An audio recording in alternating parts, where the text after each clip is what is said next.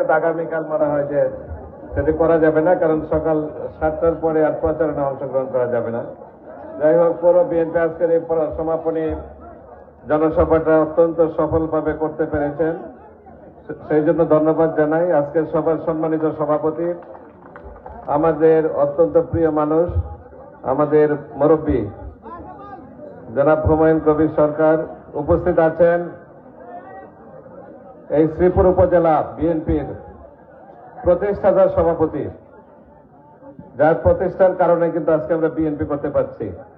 রুহুল আমিন সাহেব বিএনপি প্রতিষ্ঠা করেছিলেন বলেই আজকে শ্রীপুর উপজেলা এবং পৌর বিএনপি এত শক্তিশালী। তখন অবশ্য পৌর বিএনপি ছিল না, শ্রীপুর এটা পুরাটাই শ্রীপুর উপজেলা বিএনপি ছিল।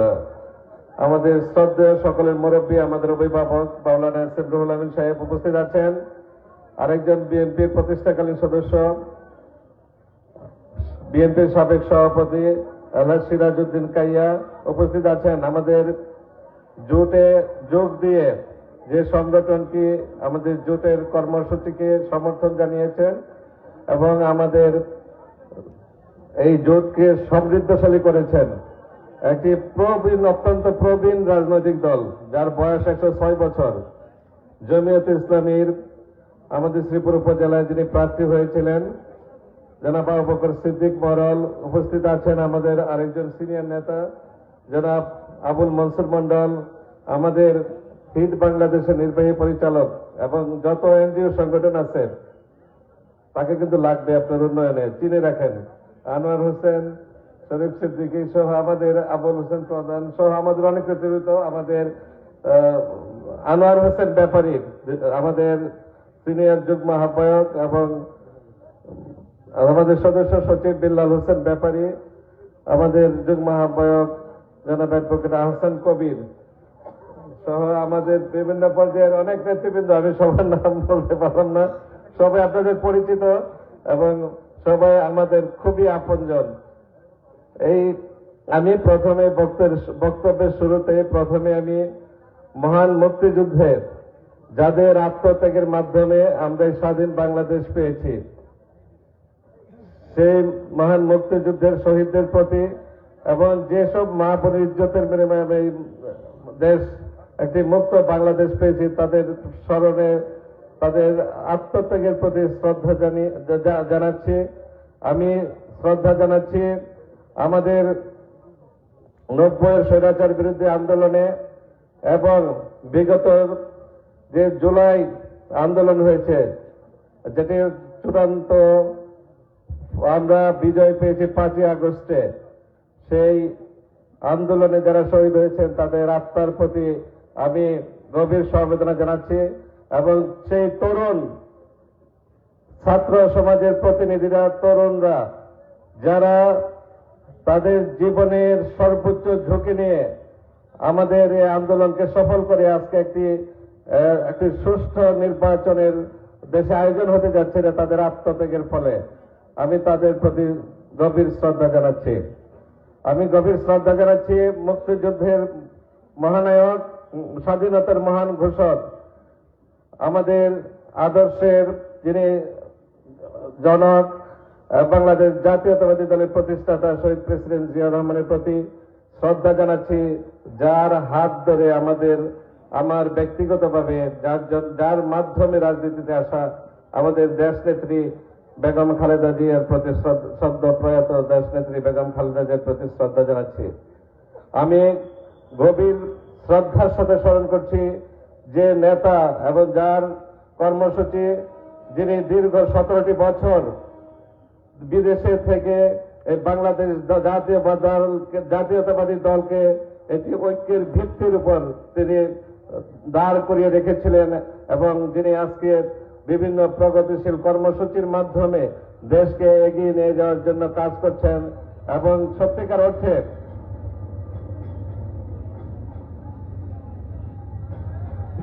অর্থে যিনি বাংলাদেশের জনগণের সত্যিকারের নেতা হয়েছেন, যাকে আমি বলি যে তিনি আমাদের যে আগামী যে বাংলাদেশ, যে বাংলাদেশের রূপকল্প তিনি রচনা করেছেন, আমাদের সেই নেতা জননেতা তারেক রহমানের প্রতি শ্রদ্ধা জানিয়ে আমি কিছু কথা বলছি। আপনারা জানেন যে বর্তমান সরকার একটি অত্যন্ত গুরুত্বপূর্ণ সরকার ছিল। আমার ডক্টর মোহাম্মদ ইউনূস, আপনারা জানেন যে তিনি নোবেল বিজয়ী এবং সারা পৃথিবী ব্যাপী তার একটা তার সুনাম আছে এবং বাংলাদেশে সারা বিশ্বে ডক্টর ইউনূসের জন্য কিন্তু আমরাও সুনাম পেয়েছি, আমরাও সমাদৃত হয়েছি। সেই ডক্টর ইউনূসের নেতৃত্বে যারা দীর্ঘ 1.5 বছর যাবৎ আমাদের একটি সুষ্ঠু নির্বাচনকে বাস্তবায়ন করার জন্য কাজ করছেন, তাদের প্রতি আমি শ্রদ্ধা জানাই। আমি বিশেষভাবে শ্রদ্ধা জানাই যে আমাদের শ্রীপুরে আমাদের প্রশাসনের যারা আছেন তারা অত্যন্ত নিরপেক্ষভাবে, সুন্দরভাবে, পরিচ্ছন্নভাবে তারা আজকে যে নির্বাচনের আয়োজনের দ্বারপ্রান্তে আজকে পৌঁছেছেন, তাদের প্রতি আমি গভীর কৃতজ্ঞতা জানাই এবং আমি বিশ্বাস করি যে এই নির্বাচনটি হবে একটি ব্যতিক্রমী নির্বাচন। এই নির্বাচনটি হবে কিন্তু অত্যন্ত একটি সম্পূর্ণ নিখুঁত একটি নির্বাচন হবে বলে আমি বিশ্বাস করি। এই নির্বাচনে কোন রকম আলোচনা সমালোচনা ইনশাআল্লাহ থাকবে না। এই নির্বাচনের মাধ্যমে একটি সুষ্ঠু নির্বাচনের জন্য যে জনগণ এতদিন দীর্ঘদিন যাবৎ পরিশ্রম করছে, রক্ত দিয়েছে, আমাদের বিএনপির হাজার হাজার নেতাকর্মী রক্ত দিয়েছে, জীবন দিয়েছে, গুম হয়েছে, খুন হয়েছে, অনেকের জীবন নষ্ট হয়েছে, হাজার হাজার মামলায় নির্যাতিত হয়েছে। আমি বিশ্বাস করি যে মানুষের যে প্রত্যাশা একটি সুষ্ঠু নির্বাচনে, সেই প্রত্যাশা আজকের প্রশাসন সেটি পূরণ করতে পারবে। যাই হোক, আমরা দীর্ঘদিন যাবৎ আজকে শুধু পৌর বিএনপি না, আমি দেখেছি যে আপনার শ্রীপুরের নেতাকর্মীরা এবং শ্রীপুরের জনগণ আমার মতে একজন সাধারণ মানুষ হিসেবে এরকম একটা গুরুত্বপূর্ণ জায়গায় আপনাকে অধিষ্ঠিত করার জন্য আপনারা যেভাবে কাজ করেছেন, আমার জন্য নিঃস্বার্থভাবে কাজ করেছেন। কাউকে কিন্তু আমি কেউ বলতে পারবে না যে তাকে আমি কোনোভাবে প্রভাবিত করে আমি কোনো রাজনৈতিক কর্মসূচিতে নামিয়েছি। সবাই স্বতঃস্ফূর্ত ভাবে কিন্তু আজকে রাজনৈতিক কর্মসূচিতে আপনারা অংশগ্রহণ করেছেন। আপনাদের প্রতি আমার এই কৃতজ্ঞতা আমি জীবনে কখনো বলতে পারবো না। ইনশাল্লাহ আমার চেষ্টা থাকবে যে আমি যতদিন বেঁচে থাকি শুধু আপনাদের পাশে, শ্রীপুরের জনগণ আমাকে যেভাবে সমর্থন দিয়েছে, শ্রীপুরের আলেম সমাজ আমাকে সমর্থন দিয়েছে, শ্রীপুরের শিক্ষিত সমাজ আমাকে সমর্থন দিয়েছে, শ্রীপুরের চাকরিজীবী সমাজ, যারা আমি দেখেছি অনেক চাকরিজীবী ঢাকা থেকে চলে এসেছে, আমার সাথে সাক্ষাৎ করেছে, বিভিন্ন পেশা শ্রেণী পেশার মানুষ আজকে আমাকে যেভাবে আমাকে সমর্থন দিয়েছেন, যার উপযুক্ত আমি নই বলে আমি মনে করি, আমি তাদের প্রতি কৃতজ্ঞতা জানাই এবং তার সেই মূল্যায়ন আমি ইনশাআল্লাহ অবশ্যই করব। সেই জন্য আমার যত বড় ঝুঁকি নিতে হয়, যত বড় কষ্ট করতে হয়, যত বড় পরিশ্রম করতে হয়, ইনশাআল্লাহ আমি করব। আপনারা জানেন যে আমাদের শ্রীপুরে আজকে একটি শিল্প উন্নত নগরী হিসাবে পরিণত হয়েছে। আজকে শিল্পোন্নত নগরী হিসেবে পরিণত হওয়ার কারণে শ্রীপুরের যে চরিত্র সেটি সম্পূর্ণভাবে কিন্তু আজকে বদলে গিয়েছে। আমরা আসলে সবাই ছিলাম কৃষিজীবী, আমরা সেই কৃষি এবং সেটাকে থেকে আমরা হঠাৎ করে আমরা শিল্প উন্নত এলাকা হিসেবে এখানে আমরা পরিণত হয়েছি। কিন্তু যে সুযোগ সুবিধাগুলি শিল্প উন্নত এলাকা হিসেবে পাওয়ার কথা সেইগুলি কিন্তু আমরা সঠিকভাবে পাই নাই। সেটি হলো যে আজকে শিল্প প্রতিষ্ঠানের কারণে আপনারা দেখেছেন যে বিভিন্ন জায়গায় জলাবদ্ধতা তৈরি হয়েছে। বিগত দিনে এই জলাবদ্ধতা নিরসনের কোনো ব্যবস্থা কিন্তু নেওয়া হয় নাই। এটা আপনারা সকলে আমার সাথে একমত হবেন। যেভাবে শিল্প প্রতিষ্ঠানগুলিতে যে বর্জ্য, আমার গতকালও কথা হয়েছে একজনের সাথে যে আপনারা যে বর্জ্য ব্যবস্থাপনা ব্যাপারে আপনারা কি করছেন। গতকাল একটি শিল্প প্রতিষ্ঠানে একজন সিও ফোন করছিল, আমি তাকে জিজ্ঞেস করলাম যে আপনাদের বর্জ্য ব্যবস্থাপনার ব্যাপারে আপনাদের কি পরিকল্পনা। বললো যে আমরা কি ড্রাই, আমাকে বুঝিয়ে দিচ্ছে কিন্তু এখন শুকনো প্রস্তুতি করি। আমরা সেই বর্জ্য ব্যবস্থাপনা আমাদের এখন আর কোনো সমস্যা নাই, আমরা এখন সঠিকভাবে বর্জ্য ব্যবস্থাপনা আমরা করছি।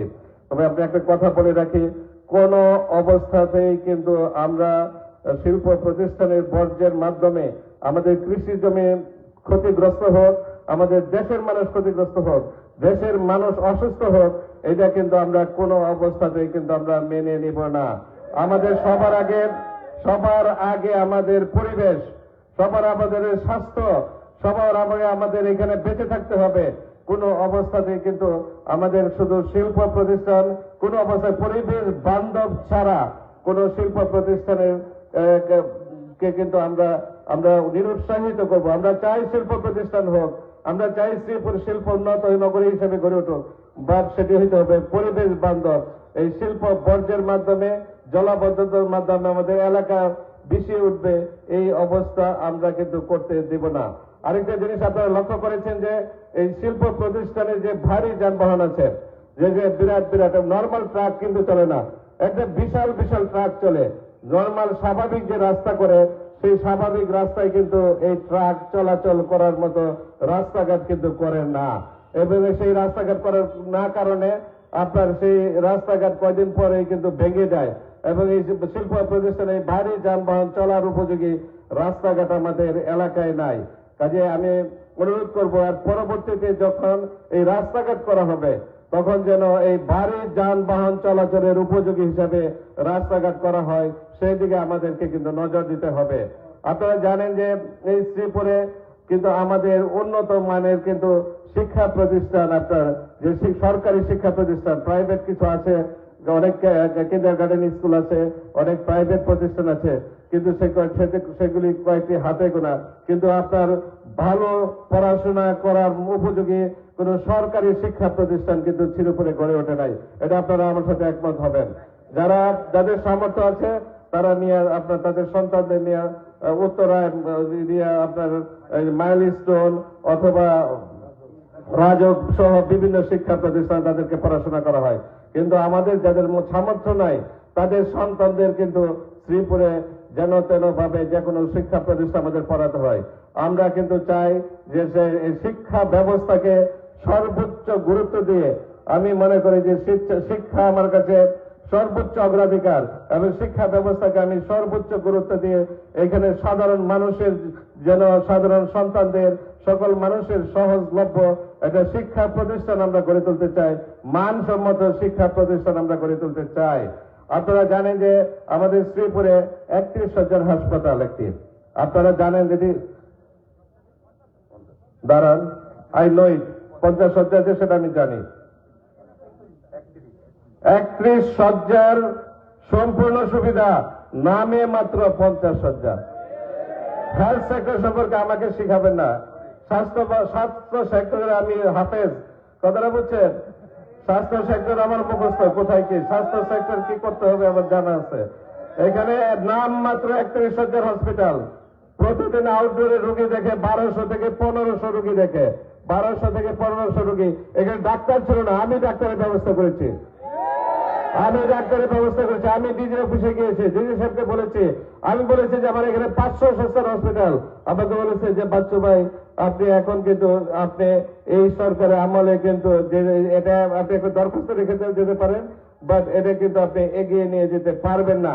এখানে নাম মাত্র 50, কিন্তু সকল জনবল এবং এমএসএ যেগুলি অন্যান্য যে সুবিধা সবকিছু 31 শয্যায় রয়ে গেছে।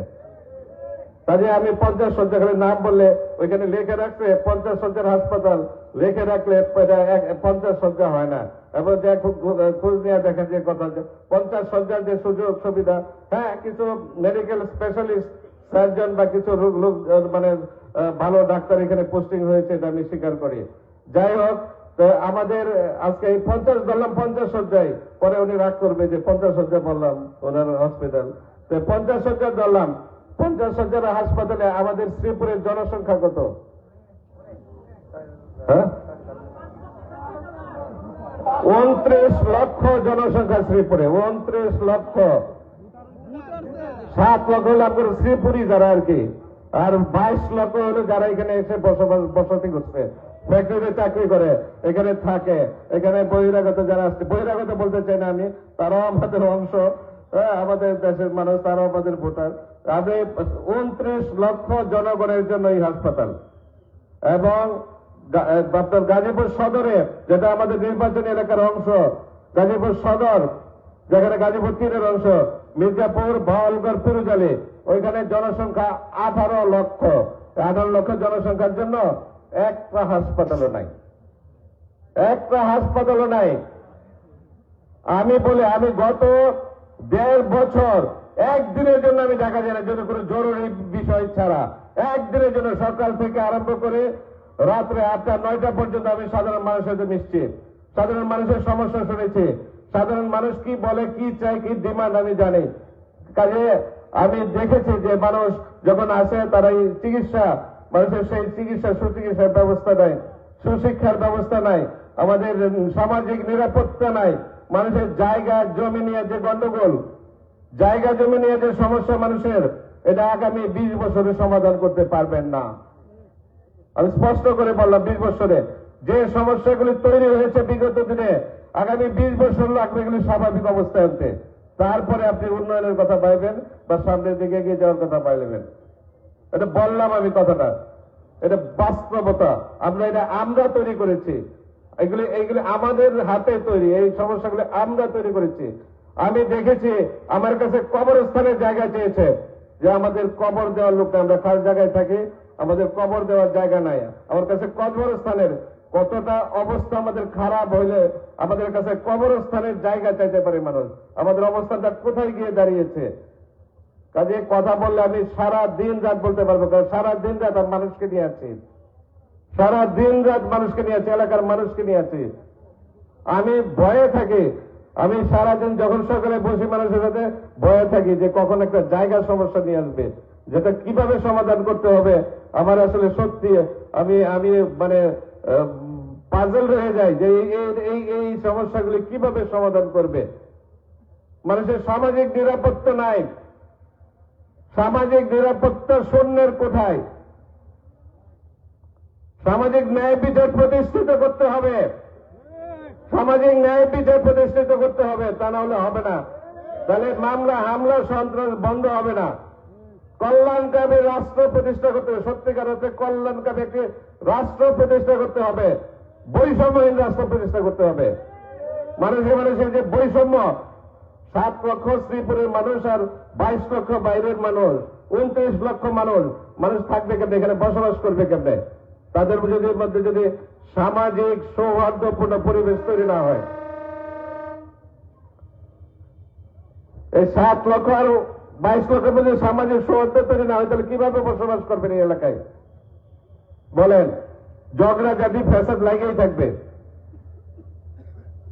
সেই জন্য আমি বলি যে সবাইকে সেই সৌহার্দ্যপূর্ণ পরিবেশটা আমাকে ফিরিয়ে আনতে পারবে, সেই সৌহার্দ্যপূর্ণ সামাজিক পরিবেশটাকে আমাদেরকে ফিরিয়ে আনতে পারবে।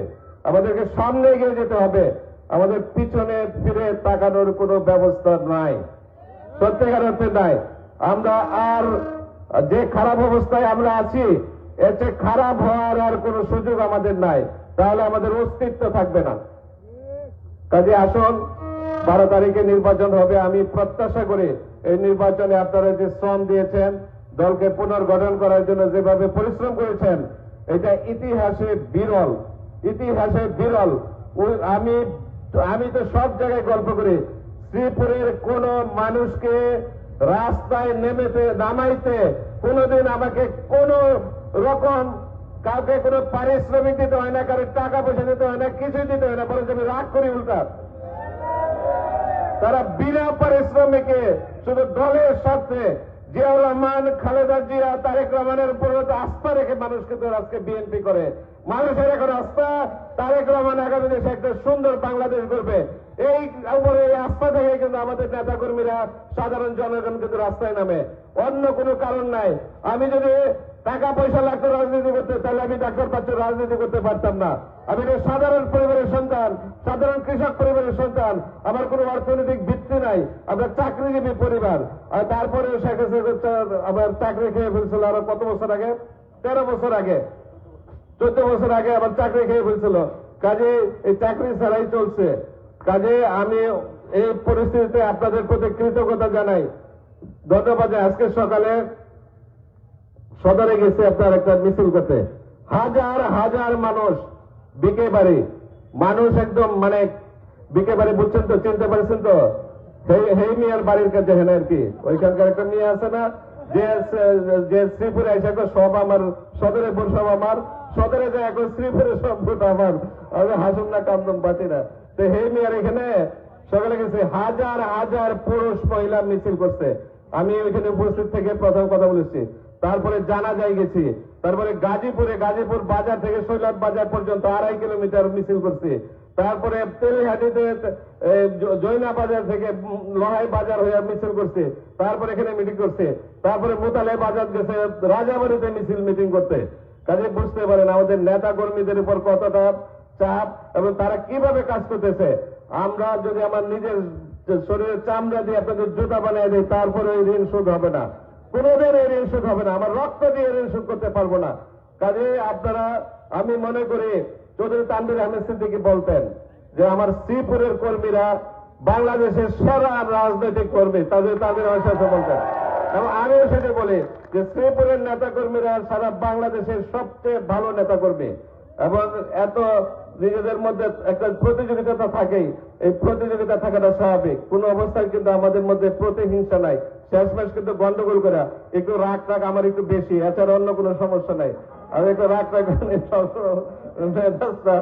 আমি বলি যে আমার আর মোতালাবের রাগ বেশি, আর অন্য কারো রাগ আমার রাগ নাই। আসলে আমরা ঐক্যবদ্ধ থাকি, ইনশাল্লাহ একটাই কথা বলতে পারি, একটাই কথা দিতে পারি, সেটা হলো অতীতের থেকে ভবিষ্যৎ অবশ্যই ভালো হবে ইনশাল্লাহ।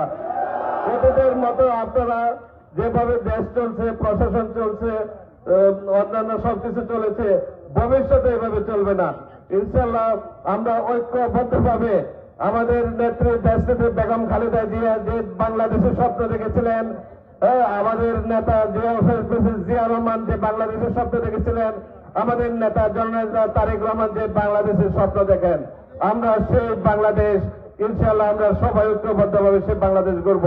আমরা সকলে মিলে একটি বৈষম্যহীন মানবিক আইনের শাসন আছে এরকম সামাজিক ন্যায় বিচার এবং সত্যিকার অর্থে একটা কল্যাণকামী রাষ্ট্র গঠন করব, যেখানে সবাই আমরা একত্রে শান্তিপূর্ণভাবে বসবাস করব। সবাইকে ধন্যবাদ জানিয়ে আজকে চমৎকার সভা করার জন্য কবির ভাইকের পর অনেক কথা বলি, কিন্তু কবির ভাই সবকিছুর পরে আমাদের অভিভাবক, আমাদের বিল্লাল ব্যাপারে সব ওরা ইয়াং আছে, অসুবিধা নাই। এখানে আনার ব্যাপারে অসুবিধা নাই। আমি বিশেষভাবে কৃতজ্ঞতা জানাই যে আমাদের সকলের মুরব্বী মাওলানা এহসান রুহুল আমিন সাহেব যেভাবে সুন্দরভাবে আমাদের এগিয়ে যাওয়ার সাথে ছিলেন, আমাদের শরীর অসুস্থ নিয়ে অনেক বয়স ওনার, তিনি যেভাবে আমাদেরকে সহযোগিতা করেছেন, বিশেষভাবে মুরব্বীরা যেভাবে সহযোগিতা করেছেন, এবং সেভাবে আলেম উলামারা নিঃস্বার্থভাবে আমাকে যেভাবে সমর্থন দিয়েছেন, আমি সকলের প্রতি কৃতজ্ঞতা জানিয়ে এবং সর্বস্তরের শিক্ষিত মানুষ, সর্বস্তরের সকল শ্রেণী পেশার মানুষ আমাকে যেভাবে সমর্থন দিয়েছেন, সবার প্রতি কৃতজ্ঞতা জানিয়ে আমার বক্তব্য শেষ করছি। বাংলাদেশ জিন্দাবাদ, বাংলাদেশ জাতীয়তাবাদী দল জিন্দাবাদ, শহীদ জি আমার হোক, সদ্য প্রয়াত দেশনেত্রী বেগম খালেদা জি আমার হোক, আগামীর রাষ্ট্রনায়ক, আগামী দিনের প্রধানমন্ত্রী দেশনায়ক তারেক রহমান জিন্দাবাদ। সবাইকে ধন্যবাদ।